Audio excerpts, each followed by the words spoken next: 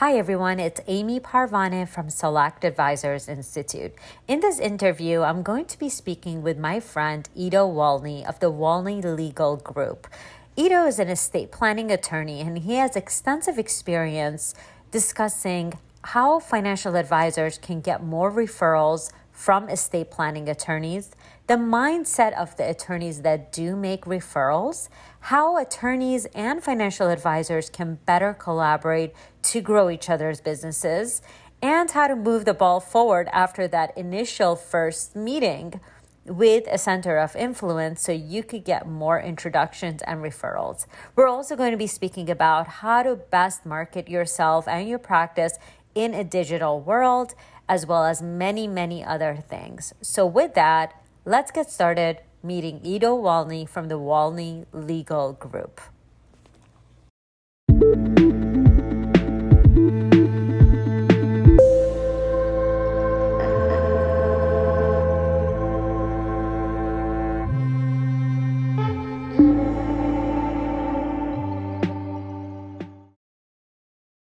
So my name is Eido Walny. I am the founder and managing partner of Walny Legal Group.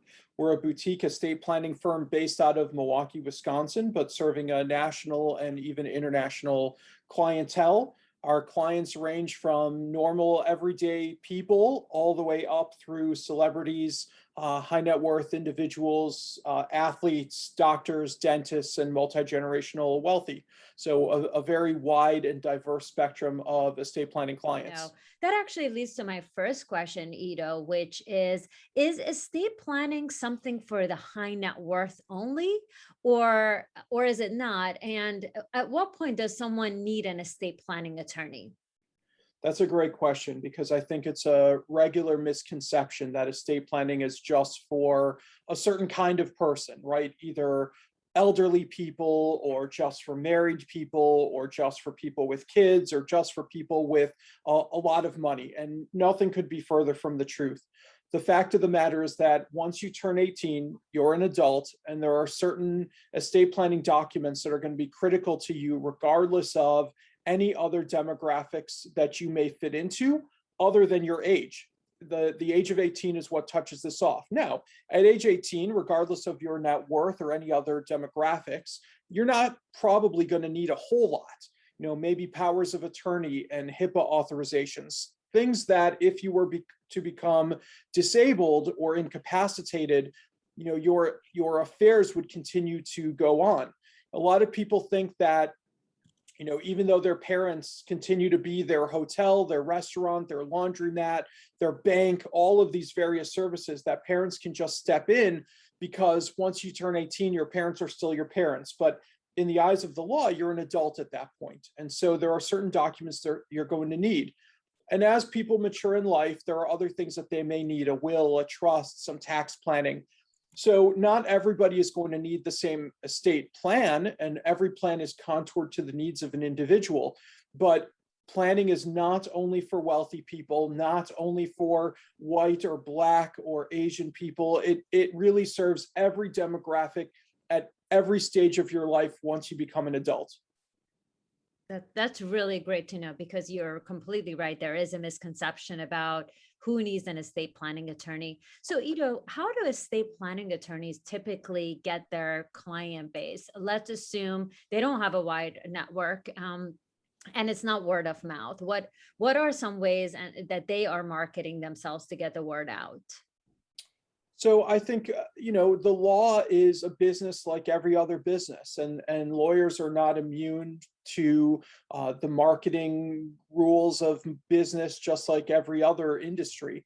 So of course, people, our clients are our customers. And so for us here, word of mouth and networks and connections are the best route for our clients to find us. But we do other marketing, whether online marketing or speaking and writing, all the various things that people would do to market themselves if they were selling widgets. We do, except instead of selling a product, we're selling our time and our knowledge base.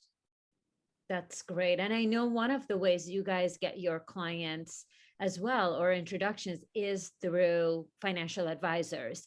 So talk to me about that, about the relationship you guys have with financial advisors and some best practices you've seen in collaboration with financial advisors. Yeah, I think the most important word in the question you just asked is collaborative. We have the perspective that a client is best served when they have a full financial team, which includes not only the estate planning attorney, but a banker, a financial advisor, an accountant, an insurance agent, all the various people who serve part of their financial services team.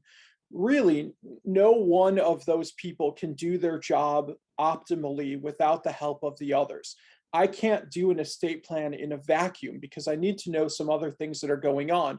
And more likely than not, the client isn't going to have the breadth of knowledge, even about their own financial situation, that I'm going to need. And so having some contact or connection with some of these other members, and preferably all of these other members of the financial services team, is critically important. And of course, once you develop those relationships, that tends to lead to additional work down the road as you develop closer connections with various members of the financial services team for the next client and the next client and the next client. Mm-hmm. Do most of your clients already have a financial advisor, or do you find yourself being asked, hey, I need a financial advisor? More often than not, we are getting referrals from financial advisors. And the reason for that is on that financial services team, again, the estate planner, the banker, the accountant, the financial advisor, and the insurance agent. Of those 5 team members, the person that they're most likely to be in contact with at a deep level the most frequently is the financial advisor, because people are simply programmed to think that wealth is created by that financial advisor, and they tend to just be in better communication with that person. As a result, that individual is usually in the best seat to make referrals outward. So when they're doing a quarterly or semi-annual review with the clients, they're going to ask, do you have your taxes filed? Did you get that insurance we talked about? Did you get your estate plan in place? The estate plan generally, with some exceptions, is something that gets done once and then updated every 5 years or so. And so we're just not going to have the volume of touches with the client that the financial advisor is going to have. And so that person is really the quarterback of the financial services team and able to help direct a lot of the work. Now, that's not to say that occasionally clients don't come in from another referral, whether it's the accountant or the insurance agent or whatever. And in those cases, if there's no financial advisor, then we're in a position to make a referral. But I would say easily 4 times out of 5, if not more, the referral into us from a financial service professional is coming from the financial advisor. So would you say that if a financial advisor is looking for ways of marketing themselves, maybe it's not as fruitful to be trying to build relationships with estate planning attorneys, because usually the estate planning attorney doesn't have referrals to send back? So while we don't necessarily have the volume of referrals to send back, what I would say is this. For one thing, I have the mentality that you should never keep score, because we're all playing different games. For a financial advisor, when they have a client, that client is evergreen to them. So whether they're making a fee-based services, or they're getting commissions for the work that they do, or making money off of various trades or whatever, that client is going to continue to generate revenue for them. And so for the estate planning attorney, we generally have one kick at making fees. We do the plan, we get paid, and then our job is done. So for a lot of financial advisors, if they're looking for a one-to-one relationship, which is usually the easiest way to keep score, that's not a fair way to look at it, because one referral from an estate planning attorney is probably worth more revenue to the financial advisor than 20 referrals from the financial advisor to the estate planning attorney. And so you have to look at it that way. I would say the other way that we tend to add value to the existing clients of the financial advisor is by solidifying that relationship, because of course financial advisors are always worried about clients going somewhere else, and so we can help solidify the relationship. We may also be able to open up avenues where certain products may not be appropriate in some cases, but maybe in others when an estate plan is put in place. That's certainly true for insurance professionals, for example. So the easiest example is this: within life insurance agent, the client knows that the life insurance agent makes money by selling life insurance. And so they're always going to discount the advice that's being given to them, because they know that the agent's sole source of revenue is selling insurance. Well, I think insurance is great. And I think there are a lot of different ways to use and leverage life insurance. And since I don't sell life insurance, and since I don't make any money whether you buy life insurance or not, the advice that I give clients with regard to what to buy, how to buy it, and how to utilize it is worth far more than the advice sometimes coming from the life insurance agent, him or herself.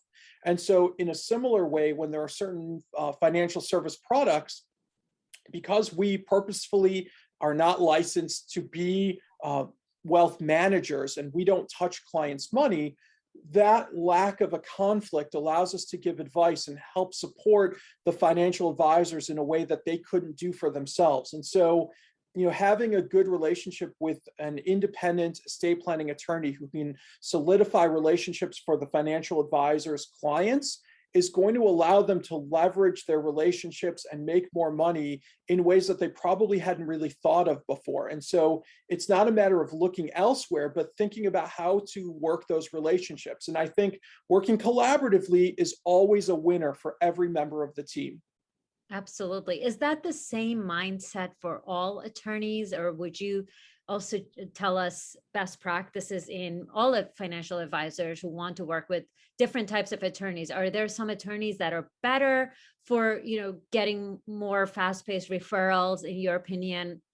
If you were a financial advisor, would you spend, we only have 24 hours in a day. How would you allocate your time working with attorneys if that was the route you were going to go?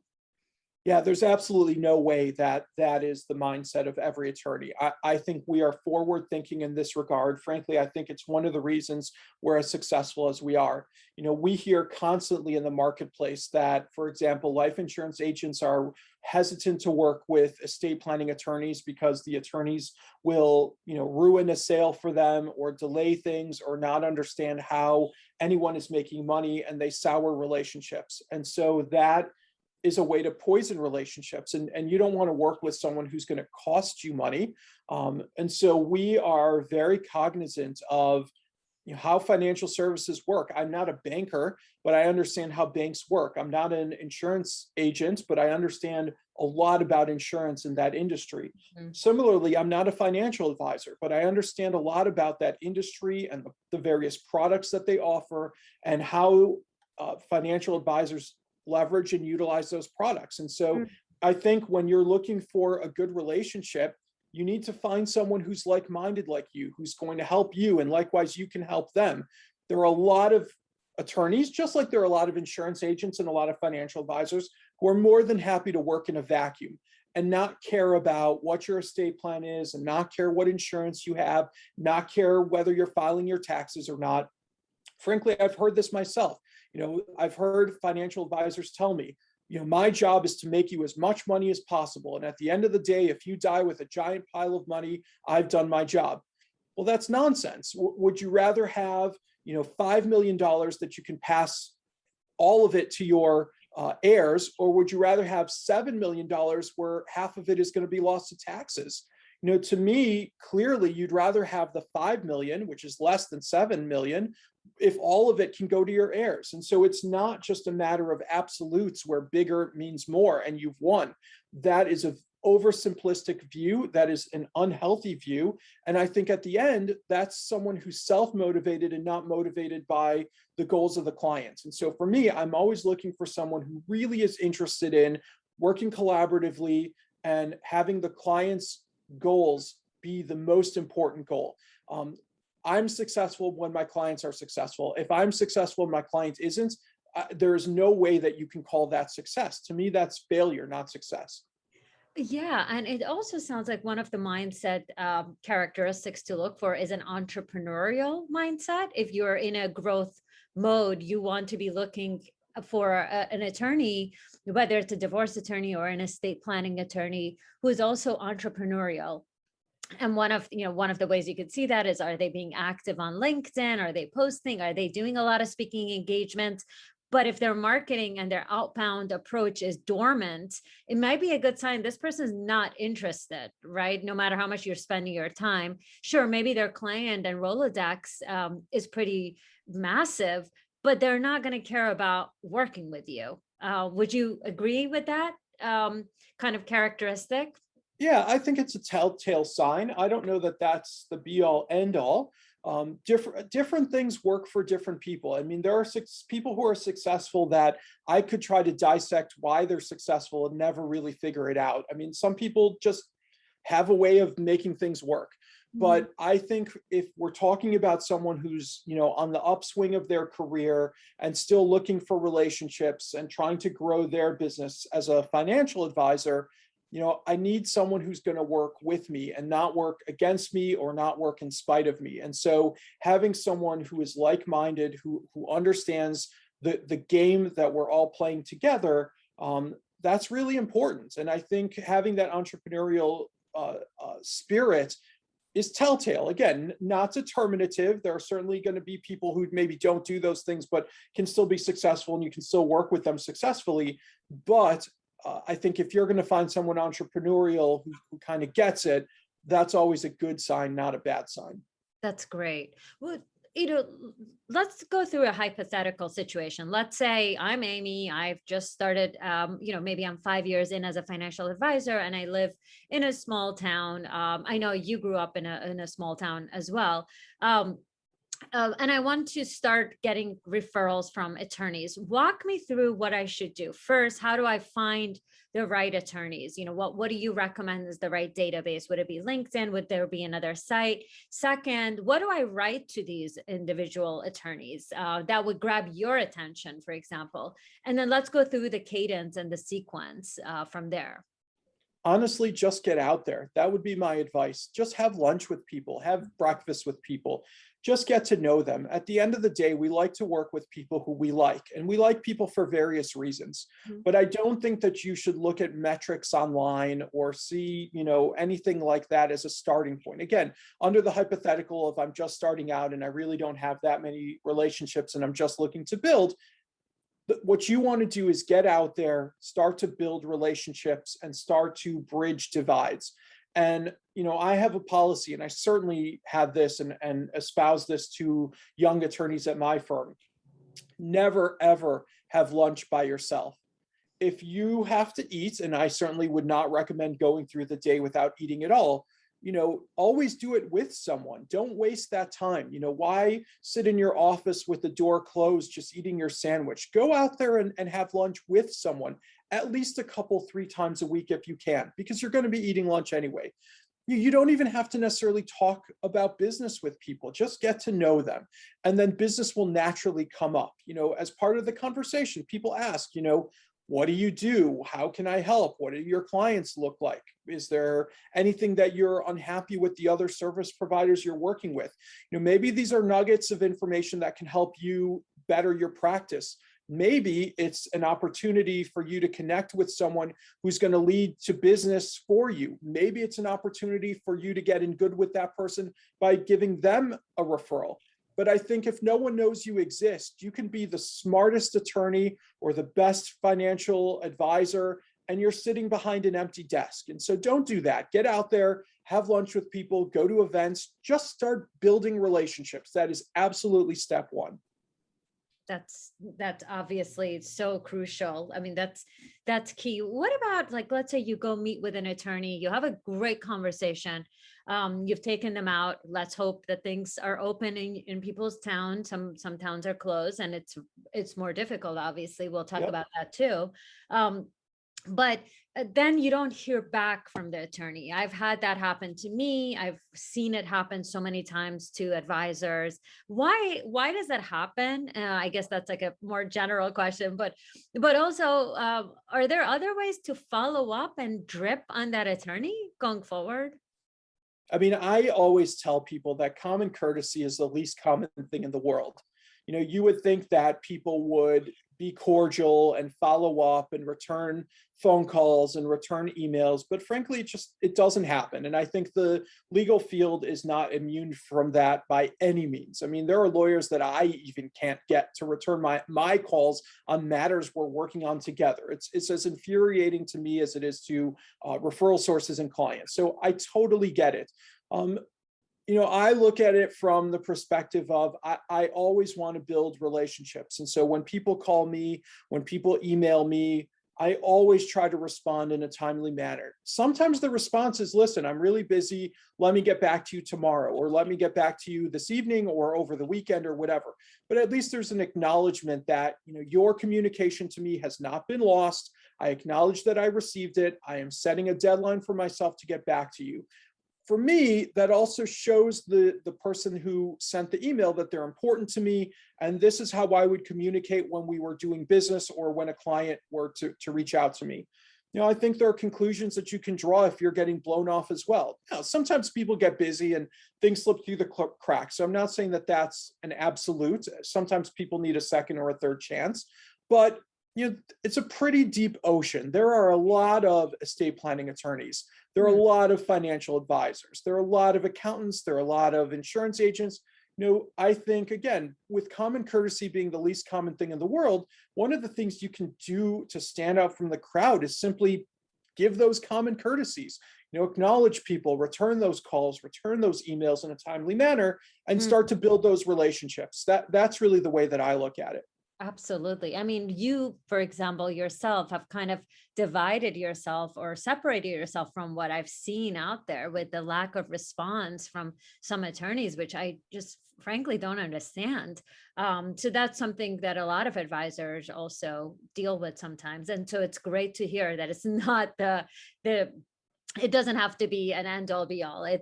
There's other lawyers that you could try to hone that relationship. And then what about from there? I once heard a study that said it takes 7 contact with the same attorney before they actually give you a referral. I know that's like an average, but I think the data and the study said on average it takes 7 times, meaning like one lunch, then one coffee, then one communication. Would you say that that's valid? That like it's extremely rare that on the first or second meeting with an attorney, you're going to get an actual referral?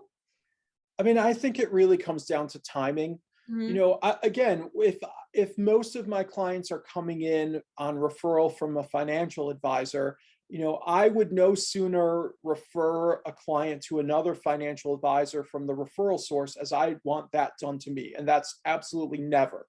You respect the relationships. And so you just don't do that. And so, if it's a financial advisor, I may just have fewer opportunities to do that. And then with the, every so often opportunity that I do have, I can't refer that client to 20 different financial advisors. So I'm generally trying to refer 2 or 3 or maybe 4, but that means there are a lot of people who simply aren't going to be able to get on that list. Now, I try to sort of remember who I would like to try to get some names in front of, but sometimes it's a matter of, wrong fit. Maybe it's not a good personality fit. Maybe it's a bad location fit, or maybe in some other demographic. Sometimes we're told I'd rather work with a female financial advisor, and you happen to not be female. And so there isn't that connection that I can make. And so I don't ever think about it in terms of, well, this guy's or this person has reached out to me 7 times. I really owe them one at this point.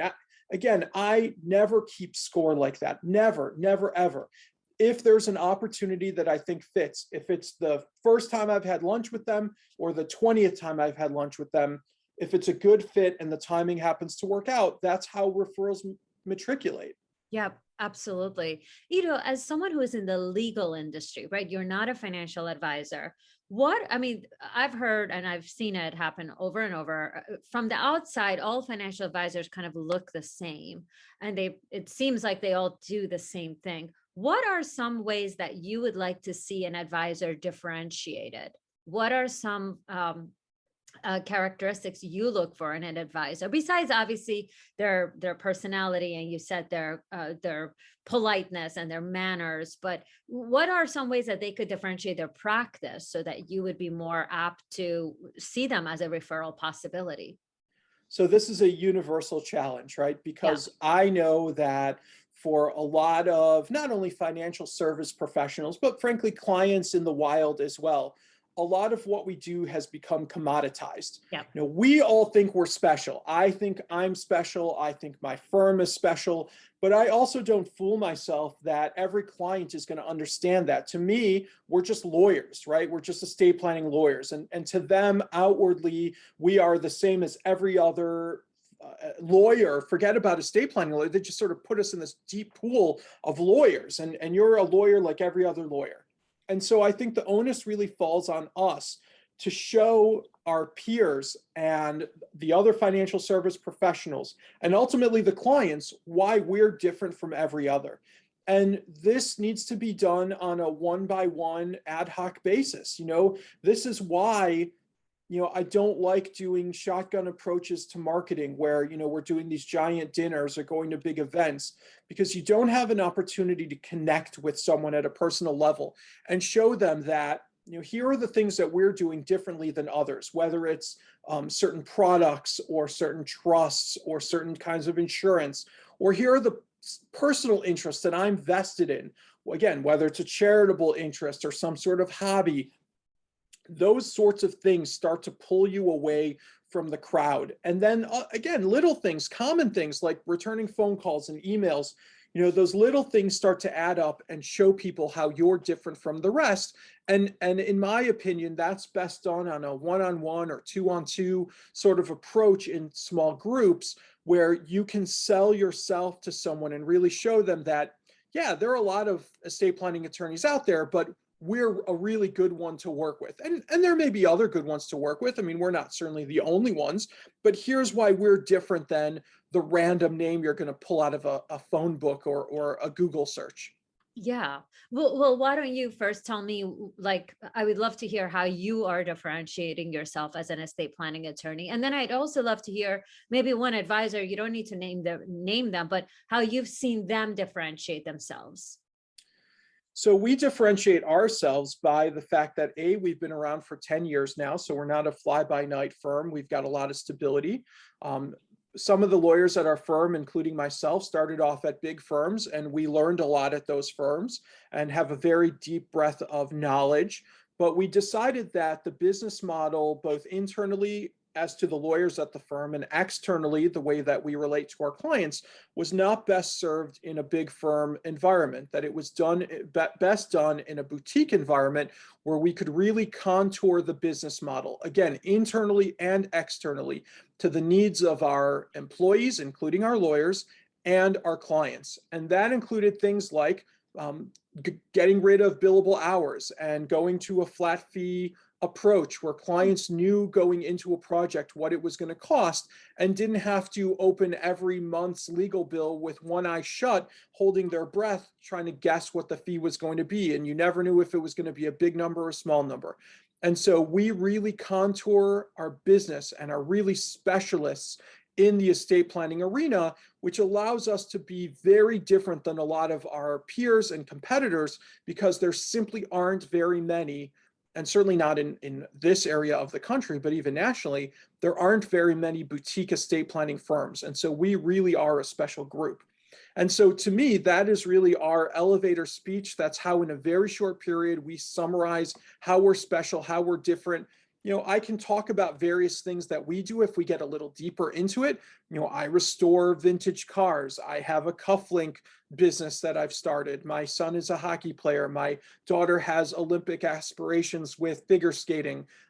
Those sorts of things are things that are a little bit deeper and not always appropriate to bring into the conversation. But if we synthesize, the essence of our firm into a minute or two, I think that first segment that I talked about, the very nature of this firm really does set us apart. And then people say, yeah, there really aren't a lot of people doing what you're doing. So let's continue to have this conversation. Yeah. Oh yeah. You know how much I come to you for what you're doing with your kids, because it's so inspirational. What about on the advisor side? What have you seen as like an advisor that's kind of like pitched, or, I don't like to use the word pitch, but you've worked with it. You're like, if you were going to explain it to a client of yours, you would say, this is why I love that advisor. I would say that it tends to be some sort of commonality that we have with the financial advisor. So I'm a car guy, and one of the financial advisors I really like to work with is also a car guy. And I'm a business owner and he's a business owner. And a Wow. lot of my clients are business owners and his clients are business owners. So there's a lot of synergy there. And we've gone on a couple trips together based on cars. So we went and raced cars in Florida together one time. We went to go visit Jay Leno's garage in California once. And, these are really bonding experiences. And at the end of the day, they have nothing to do with financial advice and there's nothing to do with the law. But it's, that mutual appreciation of what we do and who we are, and the fact that we can have full conversations and never talk shop at all other than car shop, really makes working together fun. And, that's one example. There are other examples where, for example, I when we're doing high net worth planning, I always want the financial advisor to do some financial modeling for the clients, because I feel that I can't do a good estate plan without knowing some projections for what the client has and where they're going with their assets. And that's something I simply can't do. Again, I'm not a financial advisor. I don't deal with people's money. I am more of an architect, not a brick and mortar builder. And so there are some financial advisors whose modeling and the sorts of work that they can produce are really fantastic. And they're extremely helpful to me professionally. They're done in a way that the client really understands, and it just makes everybody's life a whole lot easier. And when we can get that kind of outcome, that's a win for everybody. And so I like working with those people because they make my job easier. And so, that's another completely different angle of someone who I try my best to work with. I love hearing that. So it just very much proves exactly what you said, build relationships, because at the end of the day, the estate attorney, the divorce attorney is going to say, go to my guy, Bob at XYZ financial firm. I really like him. Not, I think he does, unique, commodity trading, but more, I really like him. And that's a huge validation to that advisor.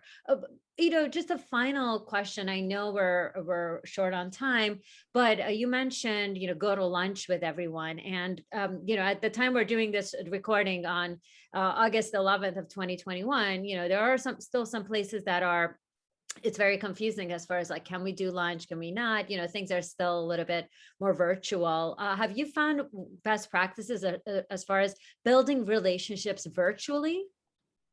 Absolutely.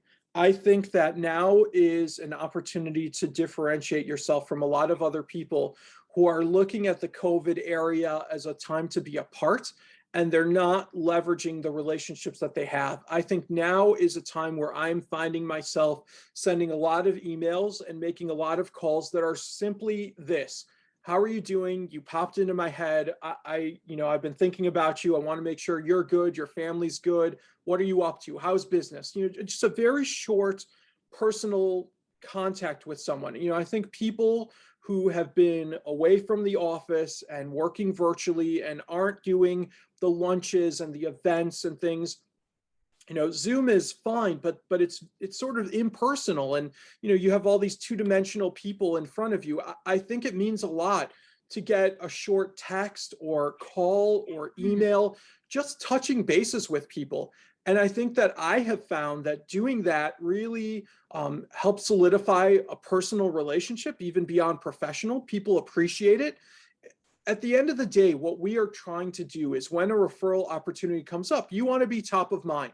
And I think if you can be that person who, without fishing for work or without having any kind of alternative agenda, at least not overtly. You're just interested in this person as a human being and you just want to touch bases with them. Hey, how are you doing? How's your family doing? How's business? Is there anything I can do to help you? People appreciate that. And I found myself doing that a lot and not taking for granted that, no, I guess we're all just apart. Once things thaw out, we'll try to catch up and have lunch again. Yeah, we can do that, but let's do something right now as well. And I have found that to work really, really well. It takes 2 seconds. I send a few of these in the morning or over lunch or in the evening when I'm just laying in bed, and it is incredibly effective. I love hearing that. And I've seen that as a best practice of late when an advisor actually picks up the phone and calls an attorney and just says, hey, just wanted to see how you're doing. It's really heartwarming and it really bridges that gap because we don't need to wait until we could all go to lunch and, have massive luncheons. You could just start now by picking up the phone instead of, hiding and waiting. So Absolutely. well, this has been incredibly helpful. Again, to repeat, Eido Walny from Walny Legal Group. Eido also does executive coaching with advisors who have retained us for sales coaching, for executive coaching and business coaching. So you could always reach out to us to be coached by Eido. As well as to reach out to him if you're looking for estate planning advice. So we will hyperlink his information below and definitely reach out to us if you have any questions around this. Thanks a lot and have a great day.